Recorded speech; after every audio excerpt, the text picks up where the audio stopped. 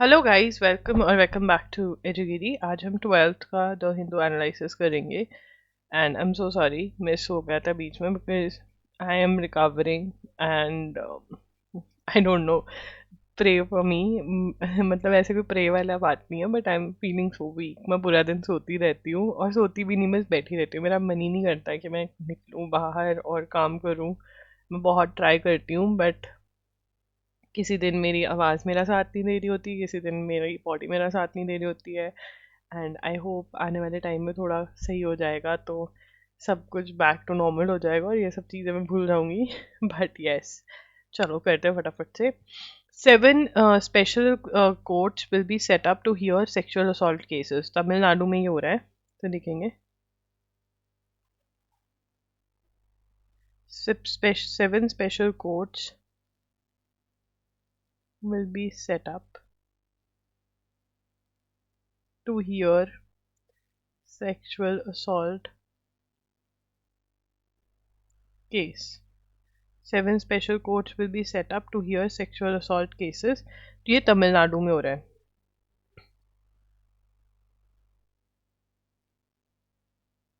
ठीक है। The court would be set up in places like important cities of Tamil Nadu में होगा। The Tamil Nadu prison rules would be amended to ensure that persons accused in such cases are not granted bail। तो यहाँ पे बोला जा रहा है Tamil Nadu prison rules 1983 amended to ensure that persons accused in such cases were not granted bail। ठीक है ना। तो अगर कोई देखो, वहाँ पे ना अन्ना यूनिवर्सिटी में सेक्सुअल असॉल्ट का केस हुआ, तो बहुत ज़्यादा हॉट बर्निंग टॉपिक हो गया सेक्सुअल असॉल्ट का जो ऑफेंस है। तो तमिलनाडु ने बोला कि भाई हम स्पेशल कोर्ट्स सेटअप करेंगे जो सेक्सुअल असॉल्ट केसेस को सुनेंगे। हम अपना तमिलनाडु प्रेजेंस रूल अमेंड करेंगे कि जो भी इन ऑफेंसेस में अक्यूज भी, अक्यूज कौन होता है कि लग रहा है कि हाँ इसने ऑफेंस कमिट किया है, ठीक है ना, seems that he has committed the offence. Earlier in the day, the Assembly passed Criminal Laws Bill 2025 and Tamil Nadu Prohibition of Harassment of Women Amendment Bill 2025. The bill moves by the CM in the House on Friday are aimed at enhancing the punishment for sexual assault. तो यहाँ पर Assembly passed Criminal Laws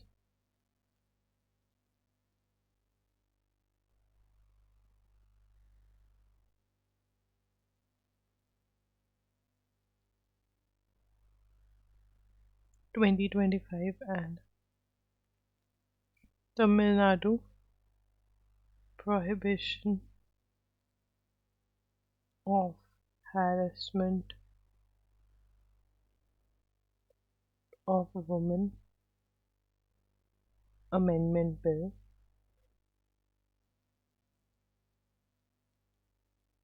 ठीक है ना। इसमें क्या होगा, move the bill R M to enhance the punishment of M to enhance punishment of for sexual offenses। ठीक है ना। तो यहाँ पे क्या कर रहे हैं, इन्हांस पनिशमेंट। जो हमें ये नहीं याद रखना नाम क्या है, हमें याद रखना है कि तमिलनाडु के अंदर से पनिशमेंट इन्हांस हुई है, इंक्रीज करी गई है सेक्सुअल ऑफेंसेस के लिए। ठीक है ना। Prosecuting those harassing them on digital prosecution, digitize होगा। मतलब जो वुमेन है उनको आने जाने की कहीं ज़रूरत नहीं है। जो जो प्रोसीडिंग्स है वो ऑनलाइन होंगी। Criminal laws bill proposes a minimum 14 years of rigorous imprisonment for a rape convict imprisonment. कितनी कर रहे हैं, 14 years, 14 साल की सज़ा मिलेगी। 14 years, ठीक है ना। तो ये बात कर रहे हैं। उसके बाद आगे चलेंगे। तो एल के सीईओ ने बोला है 90 आवर वर्क वीक के बारे में बात करा है ना. What is 90 hour work week? They are saying that week के अंदर 90 घंटे काम करना चाहिए. ठीक है ना. अब ये महान हस्ती जिसने ये बोला है, उनका नाम, वो किस कंपनी के ये डायरेक्टर हैं? तो chairman and MD of, this guy is chairman and MD of L. अब यहाँ पे एल की फुल फॉर्म पता होनी चाहिए. That is Larsen and Toubro. Larsen and Toubro which is a very well known, construction में बहुत वेल नोन है ये लोग, और भी बहुत सारी चीज़ों में they are quite well known. तो इनके और भी वेल नोन में S N Subramanyam, S N Subramanyam मन्यम इन्होंने क्या बोला? ठीक है ना. Talked about 90 hour work week. ठीक है ना, कि 90 घंटे वर्क वीक की 90 आवर्स जो है ना वो काम करना चाहिए लोगों को. ठीक है ना. इससे पहले नारायण मूर्ति जो थे उन्होंने 70 आवर्स का बोला था, बट अब इनसे भी ऊपर आ गए हैं. ठीक है ना. तो हमें इनका नाम पता होना चाहिए. डीनोटिफाइड ट्राइब्स, जो नोमैडिक ट्राइब्स होते हैं जिनको हम बंजारा भी बोलते हैं, उनको डीनोटिफाइड ट्राइब्स भी बोला जाता है. तो with the centre SEED scheme for denotified tribe only now taking of caste certificate being denied to them. तो सीड स्कीम किसके लिए है? ये एक क्वेश्चन हो सकता है कि सीड स्कीम जो है वो किसके लिए? It is for the denotified, denotified for denotified tribes. Now what are denotified tribes? Denotified tribes are nomadic tribes. जो नोमैडिक बंजारा होते हैं ना उनको डीनोटिफाइड ट्राइब्स कहते हैं. अब जो इनके सर्टिफिकेट्स नहीं इशू हो पा रहे हैं तो दिक्कत आ रही है, right.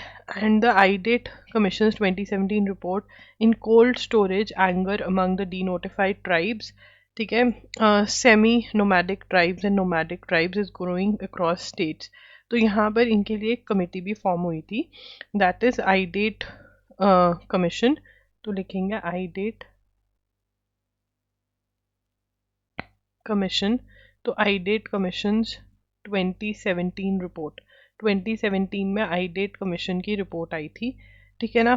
The anger is now, in anger आ रहा है क्योंकि इनको जो सर्टिफिकेट्स मिलने चाहिए वो नहीं मिल रहे हैं. ठीक है. हुआ making fresh attempts to push for the implementation of the Idate panel recommendation which include permanent commission proper. तो इनके जो आईडेट कमीशन था उन्होंने क्या बोला था? आईडेट कमीशन की पैनल रिकमेंडेशंस क्या थी? recommendations include a permanent commission, proper classification, a detailed caste census. अब यहाँ पर एक कमीशन बिठाया गया फॉर द डीनोटिफाइड ट्राइब्स. तो उन्होंने बोला कि परमानेंट कमीशन होना चाहिए, जैसे SC ST का होता है, जो इनका वेलफेयर देखेगा. प्रॉपर क्लासिफिकेशन की डिवीजन होनी चाहिए और डिटेल्ड कास्ट सेंसस, इनका कास्ट सेंसस भी होना चाहिए. ठीक है ना. तो यहाँ पर शट आउट क्या नो लॉन्गर, गवर्नमेंट चुप नहीं करवा सकती है लोगों को, इसको इम्प्लीमेंट करना चाहिए. Schedule must be put out to listing, ये सब बोल रहे हैं. The government has constituted national commission for DNTs NTs in 2015 under the chairman of. तो अब यहाँ पर हम लिखेंगे ये वाला पॉइंट. ठीक है ना. Government had constituted national commission for DNTs and NTs and SNTs in 2015 under chairmanship of, किसकी चेयरमैनशिप में? भीखू रामजी आईडेट. ठीक है ना. तो किनकी अंडर, चेयरमैनशिप के अंडर ये बना था, और कब बना था? 2015 में बना था. ठीक है. DNTs नोमैडिक ट्राइब्स हो जाती हैं डिफरेंट टाइप्स की, उनके लिए बना था ये. ठीक है ना. Which had put out its final report in 2017 calling for the government to expedite the final classification of these communities, count their population, ठीक है, and provide a sub quota for them under SC ST OBC। तो यहाँ पर और क्या बोला था, provide सब quota for them under SC ST OBC, ये भी रिकमेंडेशन थी। ठीक है ना, 2017 में इन्होंने रिपोर्ट सबमिट करी थी, 2015 में ये बिठाई गई थी। तो अगेन पूछा जा सकता है कि सीड स्कीम किसके लिए, डीनोटिफाइड ट्राइब्स कौन सी होती हैं, तो ये आपको पता होना चाहिए कि सीड स्कीम किसके लिए है। ठीक है ना। उसके बाद यहाँ पर the seed scheme for the economic, तो सीड का फुल फॉर्म भी यहाँ पर बताया हुआ है, तो वो हम लिख लेंगे। Seed scheme stands for scheme for the economic empowerment of the NT SNT communities, was meant to be center's flagship scheme for these communities, launched in 2022। The scheme offered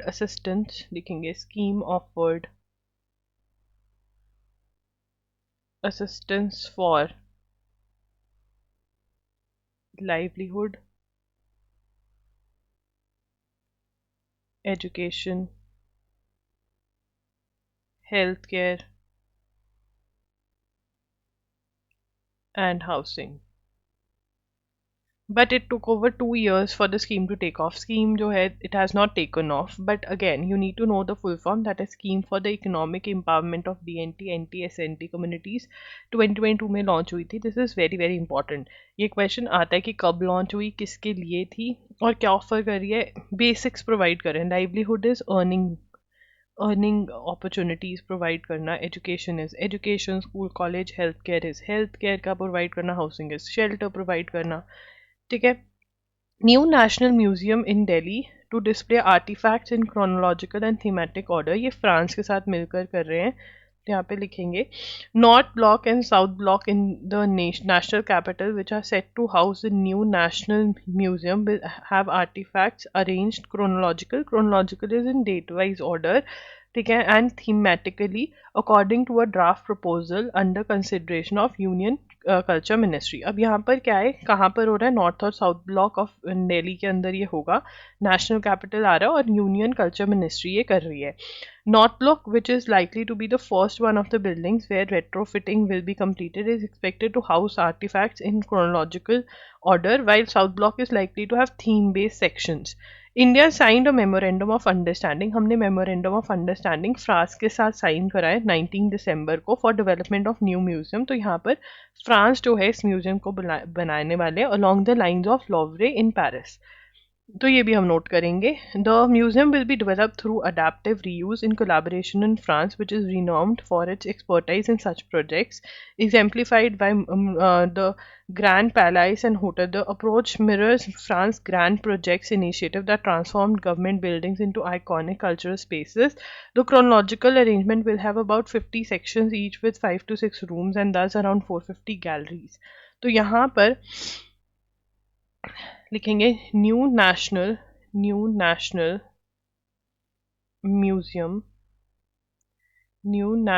museum in Delhi to display artefacts in chronological is date wise and thematic, मतलब एक theme बनाई जाएगी, thematic order. ठीक है ना। Chronological वाला जो है वो कह रहे हैं ये नॉर्थ ब्लॉक में आएगा। ठीक है ना, और थीमेटिक वाला साउथ ब्लॉक में आएगा।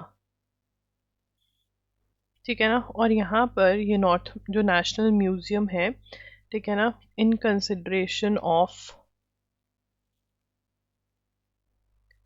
यूनियन कल्चर मिनिस्टर, तो यूनियन कल्चर मिनिस्टर जो है, कल्चर मिनिस्ट्री जो है वो ये चीज़ें जो है करने वाली है। यूनियन कल्चर मिनिस्ट्री इन सब चीज़ों को देखने वाली है। ठीक है। इंडिया साइंड लिखेंगे, India signed a memorandum that is MOU, a Memorandum of Understanding with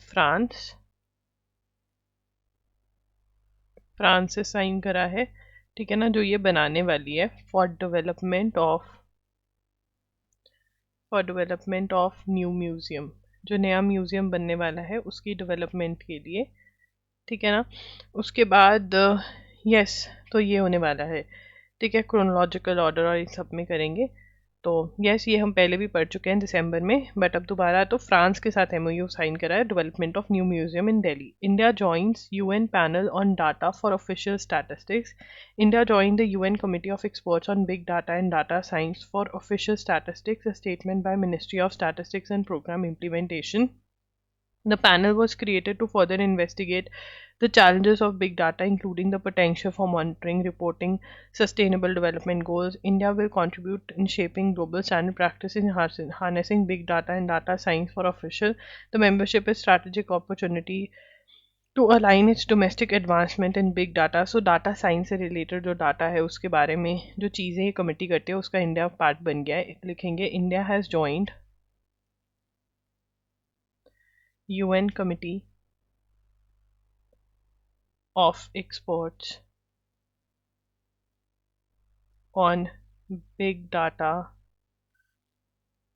and Data Science for Official Statistics, ठीक है ना। तो इंडिया ने UN committee on off experts on big data and data science for official statistics जो है वो join कर लिया है, ठीक है ना। तो panel was created to investigate challenges of big data, ठीक है ना, एंड डाटा साइंस। तो इसके एडवांसमेंट में अब इंडिया की भी नज़र है क्योंकि इस ग्रुप को इंडिया ने ज्वाइन कर लिया है। Kolkata second in global list of cities with slowest traffic. Bangalore third. Kolkata's roads were second most congested in world in 2024 and most congested in Asia. The last survey by Netherlands-based location technology firm TomTom said. लिखेंगे Kolkata's roads were second most congested in the world in 2024, most congested in Asia according to Netherlands based firm survey TomTom, ठीक है। Rijiju to ink pact हज pilgrimage के लिए allotted Kota होता है। हमारा जो इंडिया का कोटा है वो इतना, मतलब वो 10,000 से इंक्रीज करवाना चाह रहे हैं कि और 10,000 लोग जो हैं वो हज के लिए जा सके। हज के लिए कहाँ जाते हैं? सऊदी अरेबिया जाते हैं। तो हज जो होता है वो कहाँ पर है? Saudi Arabia. इतना ही पता होना चाहिए आपको। India second economy likely to be a tad, मतलब a little big weaker in 2025, IMF की एमडी ने बोला है। तो IMF एमडी कौन है सबसे पहले ये हमें पता होना चाहिए। Kristalina Georgieva, right. IMF stands for international monetary fund,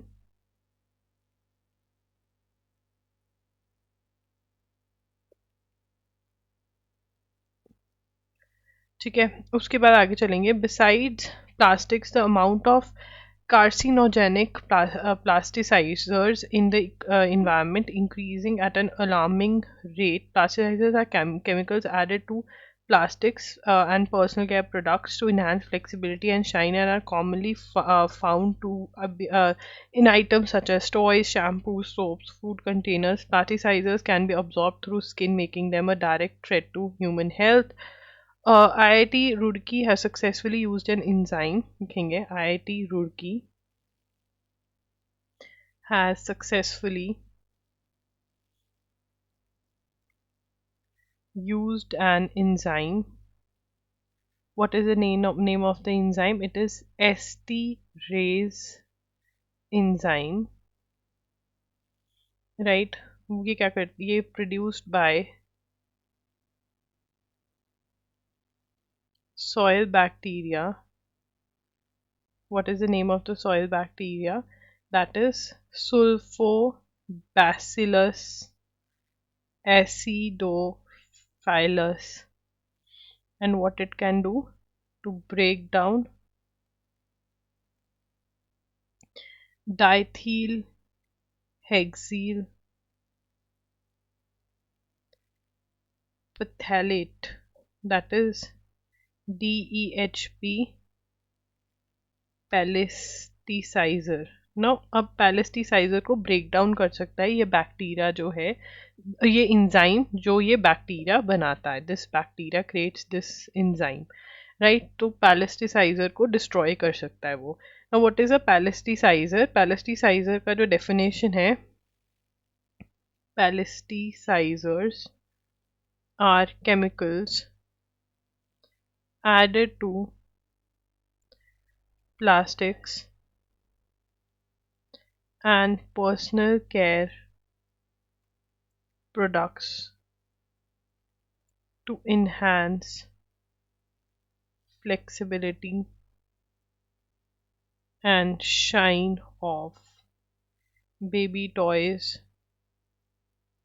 shampoos, soaps, etcetera. ठीक है ना. तो आईआईटी रुड़की जो है ना, वो आईआईटी रुड़की ने क्रैक कर लिया है जो इंजाइम्स प्लास्टिसाइडर्स को डिस्ट्रॉय कर सकते हैं, जो इरेज कर सकते हैं, टू ब्रेक डाउन, जो प्लास्टिसाइडर्स को ब्रेक डाउन कर सकते हैं. ठीक है ना. So yes, this is very important. IIT Roorkee ने ये किया है.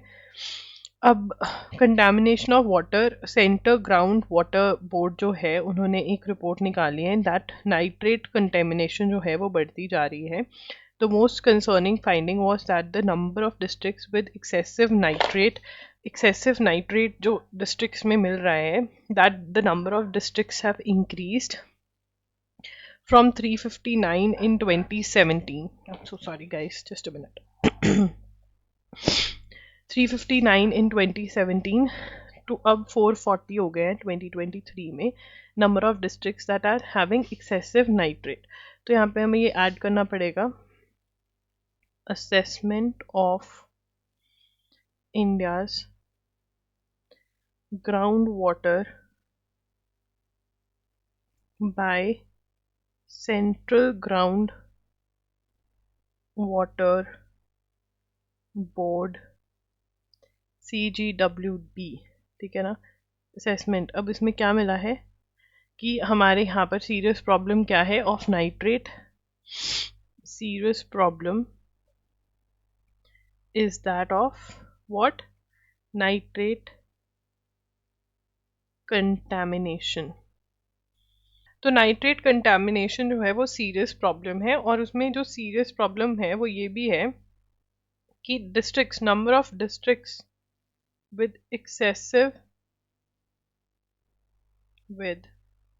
excessive nitrate in their groundwater rose from 359 in 2017 to 440 in 2023. ठीक है. There is an increase in districts जहाँ पर नाइट्रेट जो है वो एक्सेसिव में हो गया है. अब इसका प्रॉब्लम क्या है? ठीक है ना.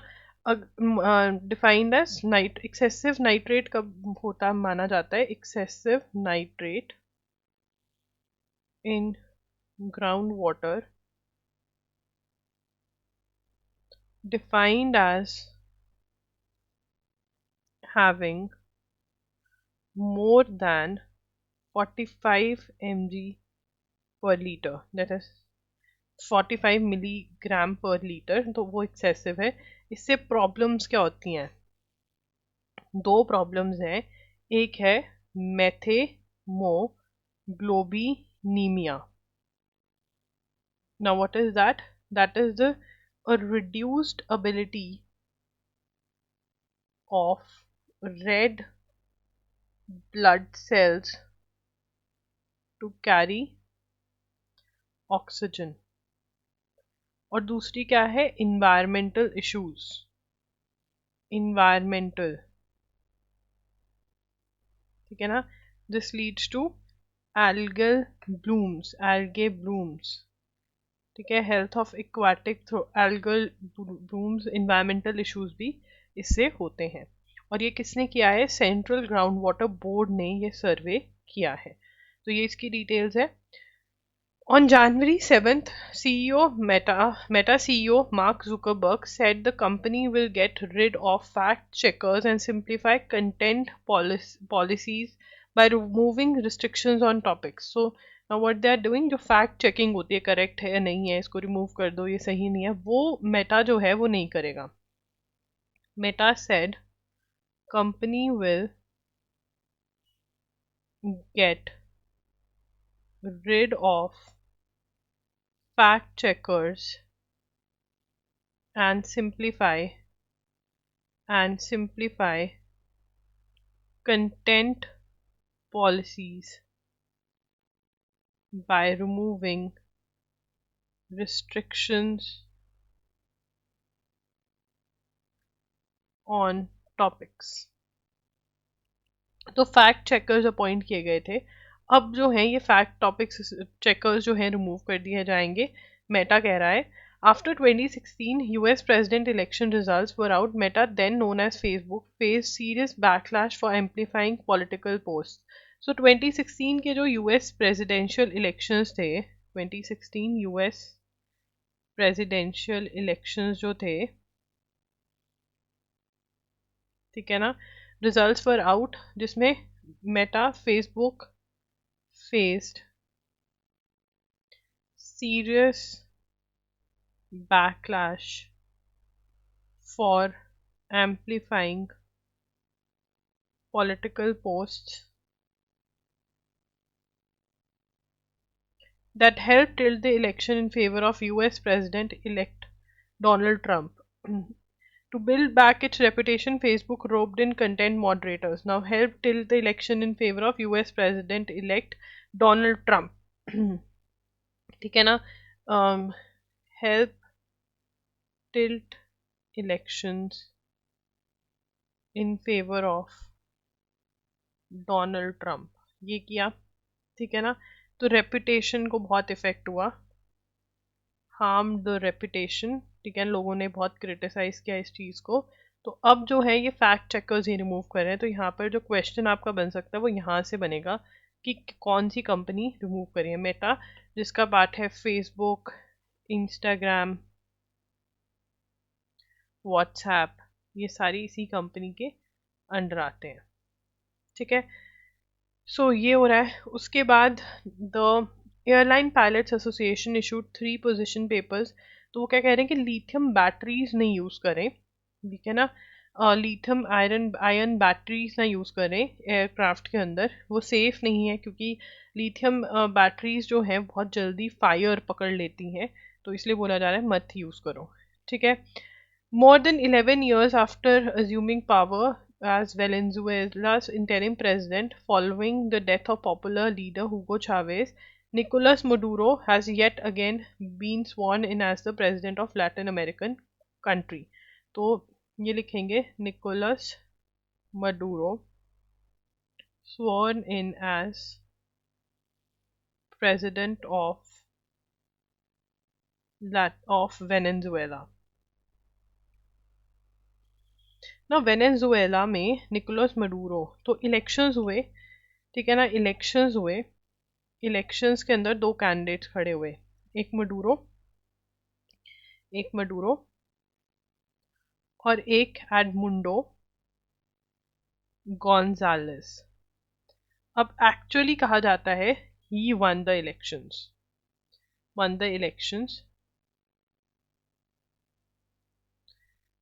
This guy used his influence to say कि हाँ, मतलब इलेक्शन एक्चुअली नंबर्स में this guy has won. but he used his influence to become the president. Now, and Edmundo Gonzalez has ran away to exiled himself to Spain, भाग गए हैं Spain, और वो countries visit कर रहे हैं कि प्लीज मेरा साथ दो, देखो मैं इलेक्शन जीता था फिर भी ये इंसान आके बैठ गया पावर में। तो Nicolas Maduro is the president of Venezuela, but actually elections किसने जीते थे? Edmundo Gonzalez. ठीक है, ये स्टोरी है वेनेजुएला की। उसके बाद ISRO's liquid propulsion system centre in Thiruvananthapuram was named successor to S Somanathan. Now who is the new chairman of ISRO? Chairman कौन है? We have talked about this a lot of times, this is very very important. ISRO के chairman जो हैं पहले S Somanathan थे, ठीक है ना। Now who is the chairman of ISRO? V Narayanan. V, this is very very important, ये 100% एग्जाम में आएगा। और अगर आप वी की फुल फॉर्म भी लिख सकते हो अपने नोट्स में तो और भी बहुत बढ़िया होगा। और अब क्या हो रहा है? यूएसए कह रहा है कि हमको ग्रीनलैंड चाहिए। यूएसए क्या कह रहा है? कि हमको ग्रीनलैंड चाहिए। तो ग्रीनलैंड का इशू क्या है ये पढ़ेंगे।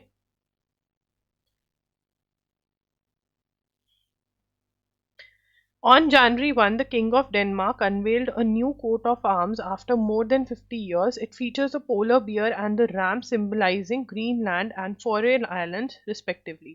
तो डेनमार्क रूल करता है ग्रीनलैंड के ऊपर। तो यूएस मिलिट्री कहती है कि हमको चाहिए ग्रीनलैंड, ये हमारा है, ठीक है, हम ले लेंगे चाहे मिलिट्री फोर्स से ले जैसे। तो डेनमार्क अपना मैप दिखा रहा है, डेनमार्क का किंग जो है 1 जनवरी को भी देखो डेनमार्क हमारा पार्ट है। Amid calls for independence in Greenland, US President-elect Donald Trump aggressive push to buy और annex the island। ठीक है ना। तो क्या कहा जा रहा है? ठीक है, US president aggressive push to buy और annex the आइलैंड। तो वो क्या कह रहे हैं कि या तो हम ग्रीनलैंड को बाय कर लेंगे या हम अनेक्स कर लेंगे, ये यूएस कह रहा है, ठीक है ना। और कॉल्स फॉर इंडिपेंडेंस भी आ रहे हैं, calls for independence in Greenland. Greenland से भी कॉल्स फॉर इंडिपेंडेंस जो हैं वो आ रही हैं, ठीक है। Now royal house seems to be underscoring the Danish realm's unity. Greenland is the world's largest island. Now we are talking about what is Greenland. Greenland के बारे में लिखेंगे हम, ग्रीनलैंड क्या है, ठीक है। तो सबसे पहला पॉइंट वर्ल्ड्स लार्जेस्ट आइलैंड है, world's largest island with population of 57,000 in autonomous territory. It is an autonomous territory that is controlled by Denmark. कौन कंट्रोल करता है इसको? वैसे ऑटोनॉमस का मतलब क्या होता है? Independent. It is an independent economy, independent economy that is ruled by who? Denmark, ठीक है। Controlled by, not ruled by. 57,000 की पॉपुलेशन है और वर्ल्ड्स लार्जेस्ट आइलैंड है। सारे फैक्ट्स हमको याद करने, क्वेश्चन आ सकता है। This effectively means that while it has a parliament which deals with, it has a parliament which deals with domestic affairs such as business taxes, immigration,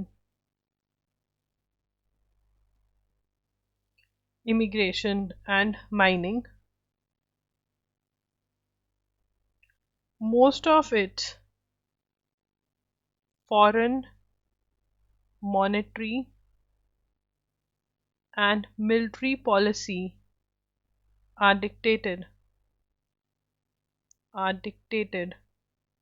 bye Denmark. तो ये सारी चीज़ें डेनमार्क देख रहा है, ठीक है ना। उनके domestic affairs, business, taxes, immigration, mining, ये कौन देख रहे हैं? उनकी ग्रीनलैंड की parliament. The Arctic island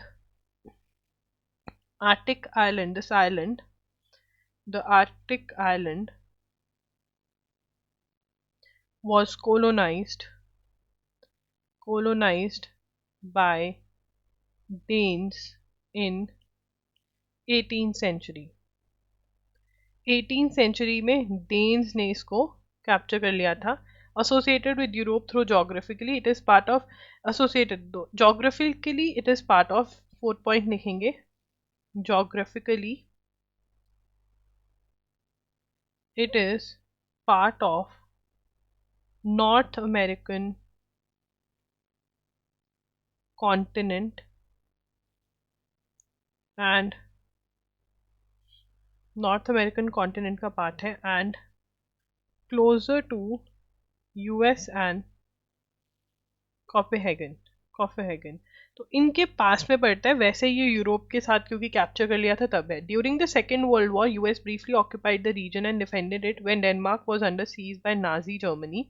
noting the region's geographical importance, US in 1946 after the war had offered to buy it from Denmark. तो ये भी हुआ था, ऑफर भी किया था कि हमको बेच दो, पर डेनमार्क कहाँ सुनने वाला था, नहीं दिया डेनमार्क ने। तो यहाँ पर 4th पॉइंट क्या बनेगा कि थोड़ी देर ड्यूरिंग, ये ओनली क्लैट का क्वेश्चन रहेगा। 4th पॉइंट सिर्फ क्लैट वाले जो बच्चे हैं वो नोट करें, बाकी कोई नहीं। During World War 2 US occupied the region and defended it when Denmark was under siege by Nazi Germany. उसके बाद in 1946 after the war, in 1946 after the war, US had offered to buy it from Denmark. Ever since Greenland has been part of Danish Rim with the home rule granted to the island in 1979. Ever since Ireland part of Denmark, home rule granted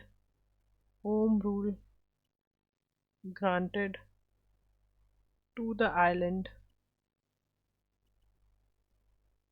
in 1979.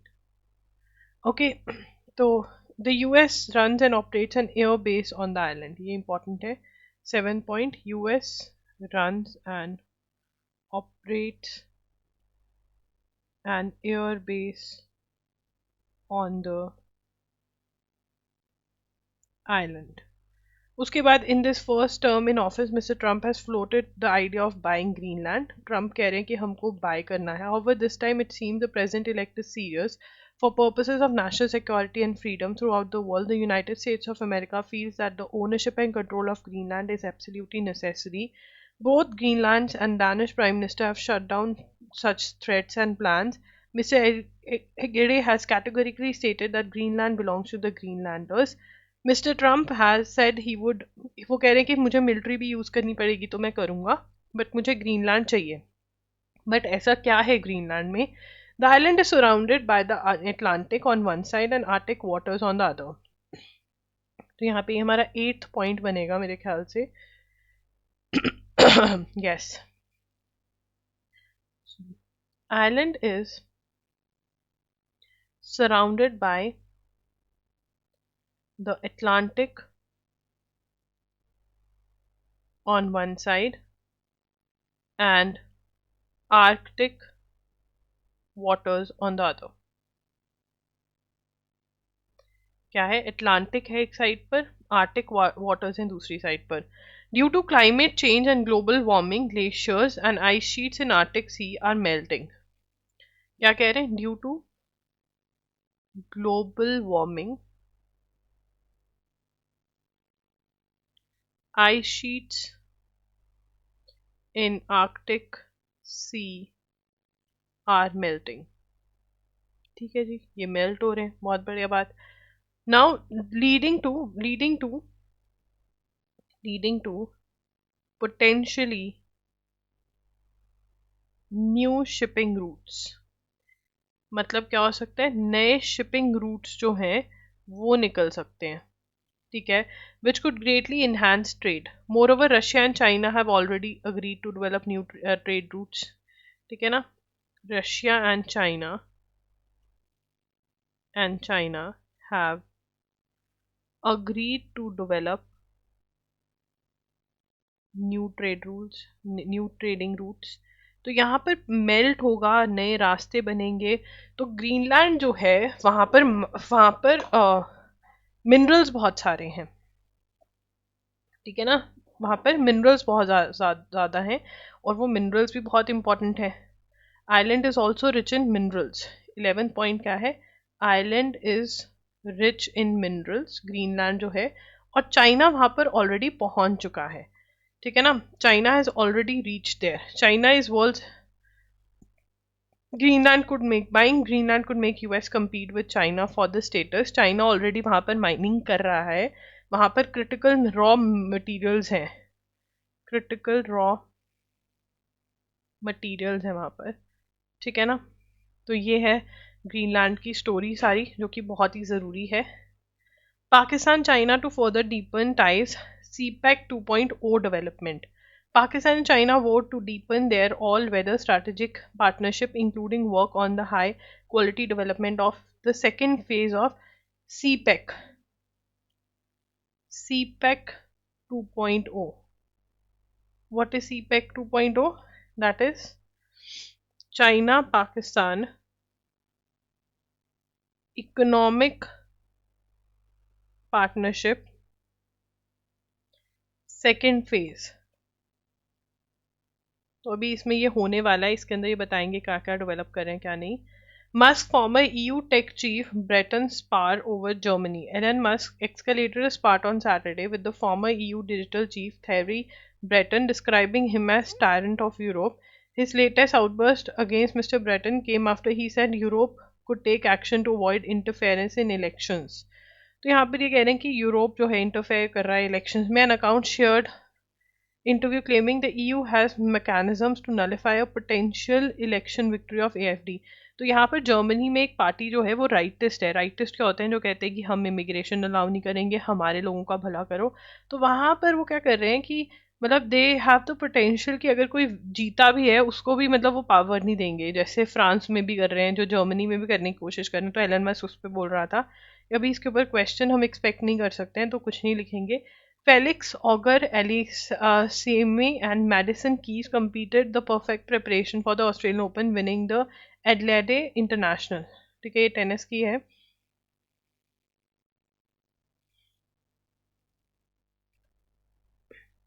किसने जीता है? Felix auger,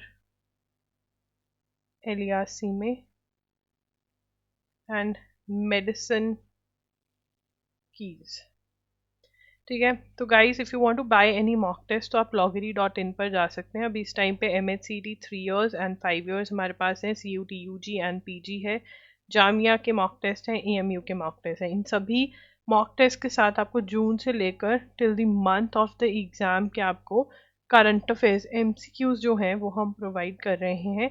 ठीक है, and bundles तो हमारे हैं ही हैं MCQs के और वन शॉट्स के, वो आप ले सकते हैं. मंथली अलग अलग भी बाय कर सकते हैं, one shots, video lectures and MCQs जो मंथली टेस्ट होते हैं. ठीक है, thank you for watching. And yes, बहुत जल्द जो नेक्स्ट आएगा वो 13th एंड 14th का दोनों का मैं एक साथ कर दूंगी. ठीक है ना. Okay, thank you for watching. Bye bye, take care.